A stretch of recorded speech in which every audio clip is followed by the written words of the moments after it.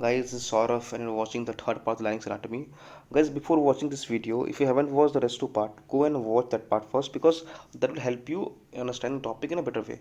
So let's jump into lecture. In this lecture, we will see mainly the blood supply, the nerve supply, and the clinicals. So let's start with the blood supply. So suppose this is a vocal cord.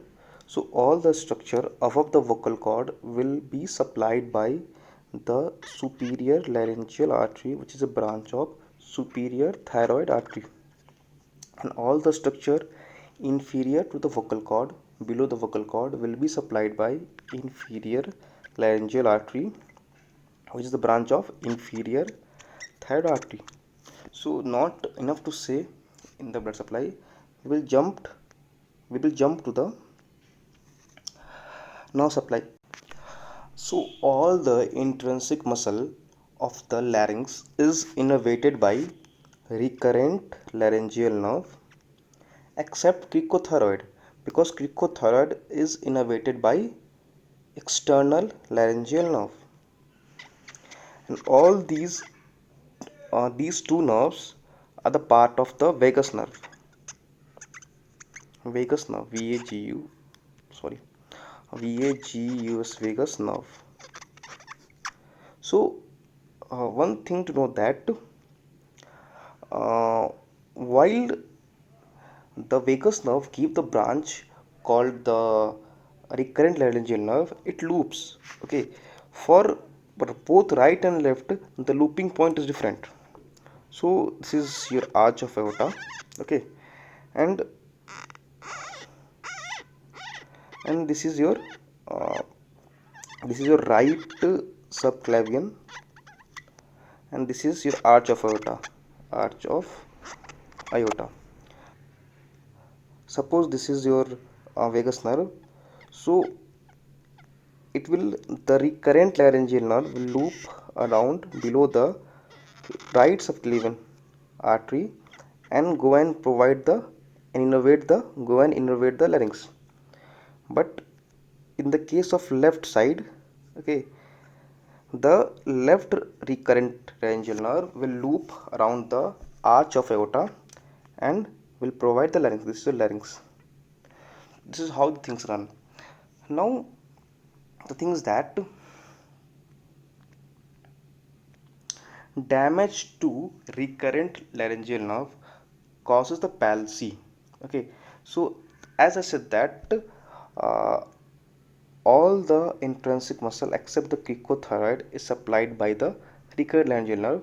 So damage to the recurrent laryngeal nerve causes palsy. Okay, before jumping to palsy, I want to tell you one thing. The cricothyroid act as a tuning fork. What it does, it increases the frequency by tensing the vocal cord. Okay, it increases the frequency by tensing the vocal cord by pulling the thyroid cartilage forward and downward. If you can't get this thing, go and watch the rest two part. I'd explain in the second part all these things. Okay, so whenever any damage to the external laryngeal nerve, what happens? Okay, what happens? The sound will become hoarse, the sound will become bassy. So whenever a patient sound is become bassy, it means that it is a chance that the external laryngeal nerve had been damaged. Okay, now let's jump to the palsy, because palsy is important. Okay, before explaining this palsy, I want to show you one thing, that whenever okay whenever the phonation occur, okay, the vocal cord will be in somewhat adducted position, will be together. But whenever we inhale, the vocal cord become abducted and it opens the laryngeal inlet. Okay, it widens the laryngeal inlet. So uh, in this first case, you can see that for phonation, see, this is a case for a left abductor palsy. Okay, in this case we have the left side muscle paralyzed, the muscle which causes the abduction, this is paralyzed. You can say that this is a unilateral palsy. So what will happen in this palsy? one side muscle is paralyzed. So while phonation, it don't have any problem. But when it comes to inspiration, okay, when it's come to inspiration, the person will not able to abduct the left side vocal cord. Okay, so the person is not able to abduct the left side vocal cord. It means you will see shape somewhat like this. Just imagine what gonna happen if the abductor palsy is for both side. If it is bilateral palsy, then while phonation it is okay, but while inspiration it will be closed. Okay, the both side will be closed, none of the side will able to abduct. So what this is gonna make, this is gonna make a very serious condition. Okay, in this case the person will not able to inhale, he will have a breathing problem. For bilateral abductor palsy,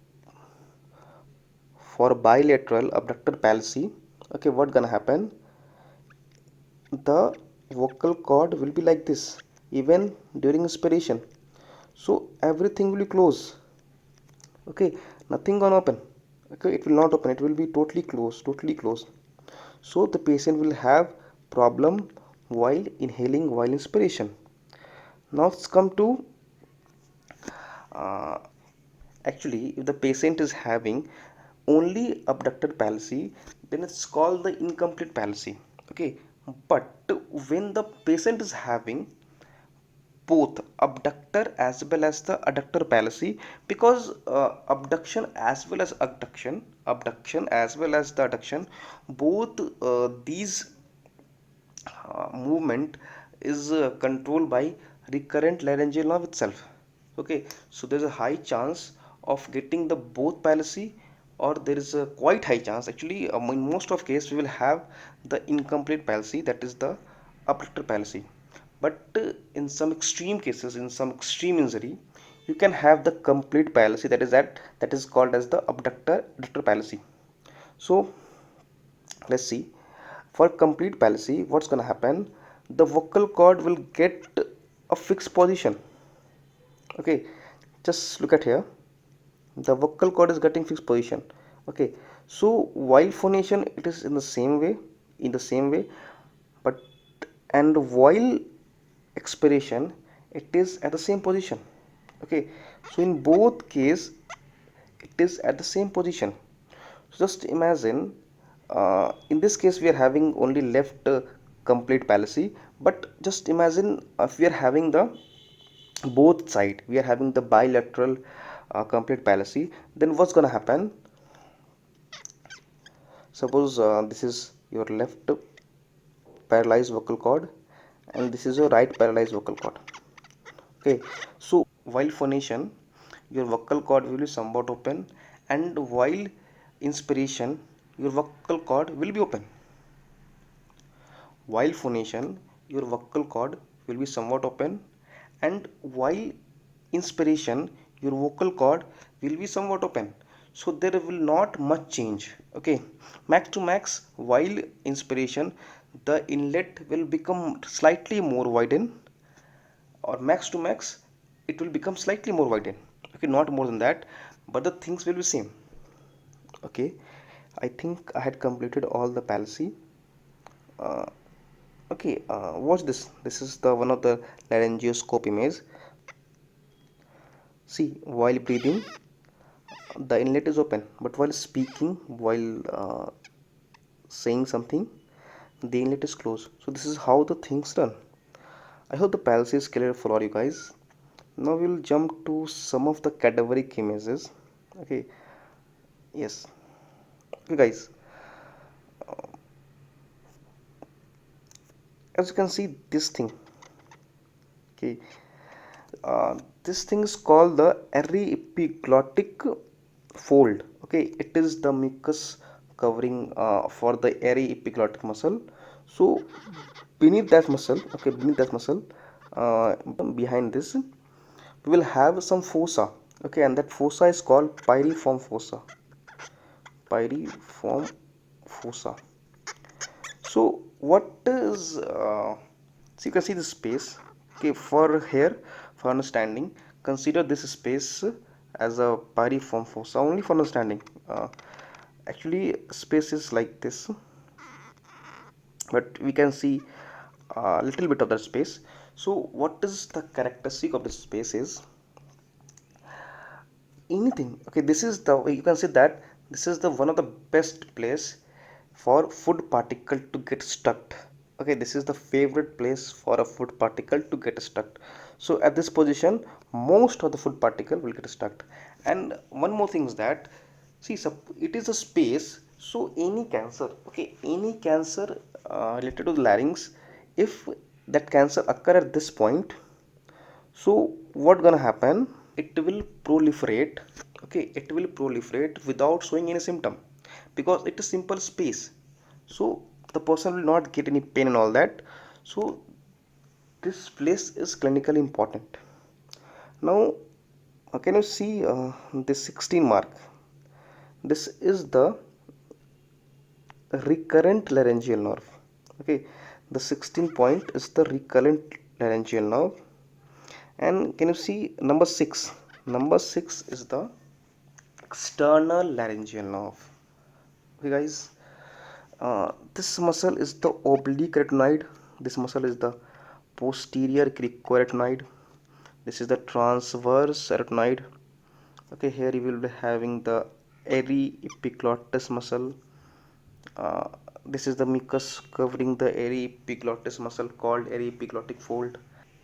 This is the image from the laryngoscope. So guys, see, can you see this thing,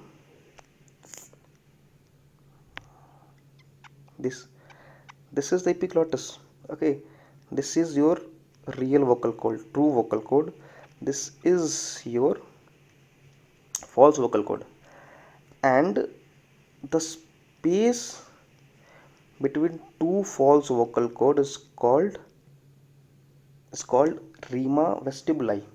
Okay, and the space between the two real vocal cord, the two true vocal cord, is called the, this space is called the, is called the rima glottis. So guys, these these things were in the larynx. And I wanna end this video because nothing much left to tell in larynx. So guys, thank you guys for watching the video, and if you like this video, do share the video to your friends, because if it had helped you, then it will help your friend too, and helping friends is the real friendship. So guys, jokes apart, share this video, like this video, and subscribe to my channel. Thank you guys. Saurabh signing out.